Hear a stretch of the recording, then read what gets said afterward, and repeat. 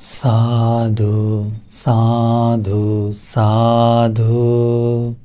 नमो तस् भगवतो अरहतो सम्मा संबुद्धस्स। साधु साधु साधु। हमारे पूजनीय गुरु जी को कोटि कोटि प्रणाम। साधु साधु साधु। श्रद्धावान उपासक उपासिका गण, भगवान बुद्ध जी के 9 गुण हैं।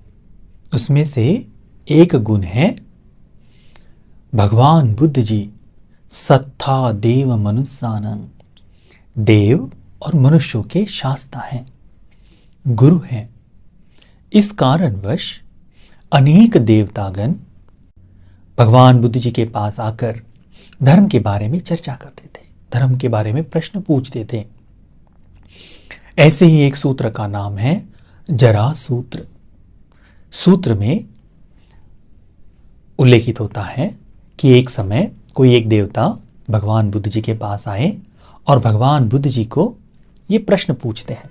कहते हैं, किंसु याव जरा साधु, किंसु साधु पतिष्ठितं, किंसु नरानं रतनं, किंसु चोरे ही दुहरंती।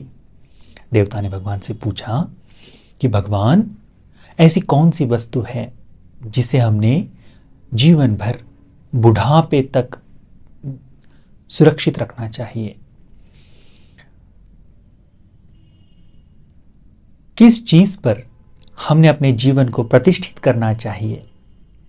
मनुष्य लोक में मनुष्यों के लिए रत्न क्या है? रत्न क्या है? और फिर ऐसी कौन सी वस्तु है जो चोर चुरा नहीं सकते? भगवान बुद्ध जी ने देवता के इन प्रश्नों को बहुत ही सुंदर तरीके से उत्तर दिया। भगवान बुद्ध जी कहते हैं, सीलं याव जरा साधु। ये जो शील है, इसे जरा जीर्ण होने तक, यह संपूर्ण शरीर बूढ़ा हो जाने तक, इंद्रिया क्षीण होने तक सीलों की सुरक्षा करनी चाहिए। हम लोग हमेशा सोचते हैं कि इस वस्तु की सुरक्षा करेंगे, धन की सुरक्षा करेंगे, बुढ़ापे में काम आएगा। किसी ऐसी वस्तु की रक्षा करते हैं कि जो हमें बाद में काम आ सके। घर बनाते हैं, धन बनाते हैं, पुत्रों को शिक्षा देते हैं, किस लिए? कि बुढ़ापे में काम आए। परंतु सील से श्रेष्ठ जरा जीर्ण होने तक कुछ काम में नहीं आता। इसीलिए भगवान ने देवता को कहा, सीलं याव जरा साधु। सील की सुरक्षा करना चाहिए, क्योंकि सील ही एक ऐसी वस्तु है जो व्यक्ति को सुगति तक ले जाती है। दूसरे प्रश्न का उत्तर भगवान देते हैं, श्रद्धा साधु प्रतिष्ठितं। श्रद्धा में प्रतिष्ठित होना भगवान बुद्ध जी के लिए। श्रद्धा, श्रद्धा क्या है? तो भगवान बुद्ध जी के बोधि पर श्रद्धा होना। श्रद्धा ते तथागतस्य बोधि। श्रद्धा तथागत की बुद्धत्व पर। भगवान बुद्ध जी ने इस लोक में मार को पराजय कर सम्यक संबोधि को प्राप्त किया। उस सम्यक संबोधि पर श्रद्धा जगाना। इस पर कोई यदि श्रद्धावान हो जाए तो उसके लिए धर्म का मार्ग खुल जाता है। श्रद्धानुसारी धम्मानुसारी, श्रद्धा से आरंभित होने वाली वस्तु है। श्रद्धा से ही मुक्ति तक पहुंचा जा सकता है। इसीलिए भगवान कहते हैं, श्रद्धा साधु प्रतिष्ठितं। श्रद्धा पर हमने प्रतिष्ठित हो जाना चाहिए। जो व्यक्ति श्रद्धा पर प्रतिष्ठित है, वह व्यक्ति पथ से पथभ्रमुक नहीं हो सकता है, मार्ग को छोड़ नहीं सकता। संबोधि तक, मुक्ति तक वो धर्म के साथ बना हुआ रहता है।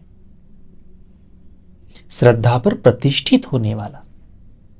इसीलिए भगवान ने कहा कि अच्छा है श्रद्धा पर प्रतिष्ठित हो जाना। पඤ्ඤा नरानं रत्नं। तीसरे प्रश्न का उत्तर, प्रज्ञा जो है मनुष्य में रत्न है। कोई व्यक्ति कितना धनवान है, उसकी लोग इज्जत करेंगे, पर समझदार व्यक्ति की बात ध्यान से सुनते हैं। समझदार प्रज्ञावान व्यक्ति जो यथार्थ को देखता हो, जानता हो, ऐसे व्यक्ति के लिए यह प्रज्ञावान व्यक्ति इस लोक में रत्न की तरह इस संपूर्ण लोक को अपनी प्रज्ञा से जीत लेता है। बोधिसत्व प्रज्ञा से जन्म लेते हैं, प्रज्ञा से ही अपनी पारमिताओं को पूर्ण करते हैं। प्रज्ञा बड़ा ही सुंदर भाव है। इसीलिए भगवान ने कहा पඤ्ඤा नरानंग रत्नंग, मनुष्य लोक में कुछ श्रेष्ठ है तो वो है प्रज्ञा। मनुष्य लोक में कुछ यदि श्रेष्ठ है तो है प्रज्ञा। मनुष्यों का रत्न है प्रज्ञा। चौथे प्रश्न का उत्तर भगवान देते हैं पुण्यं चोरे ही दुहरन्ति। इस लोक में सारी की सारी चीजें चोरी हो सकती हैं।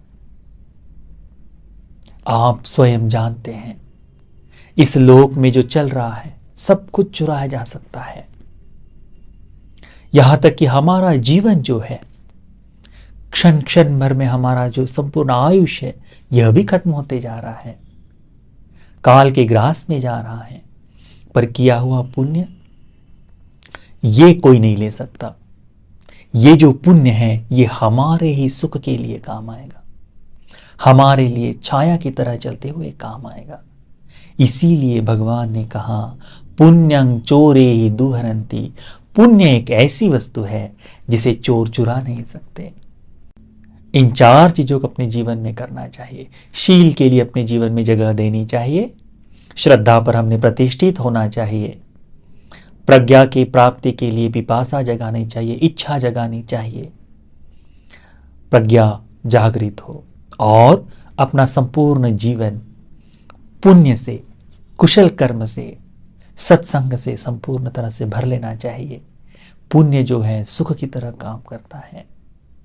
भगवान ने कहा भी है कि सुखो पुण्य सौच्चयो, पुण्य ही सुख का दूसरा नाम है। तो पुण्य को करो, इन चार धर्मों से युक्त हो जाओ।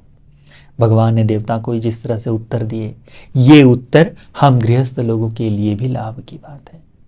तो इन चार धर्मों को युक्त करने के लिए, इन चार धर्मों की प्राप्ति के लिए हमने प्रयास करना चाहिए। तो ये सूत्र का पूर्ण उपदेश आप सभी को इन चार धर्मों की प्राप्ति के लिए उपकारी हो जाए। साधु साधु साधु। नमो बुद्धाय।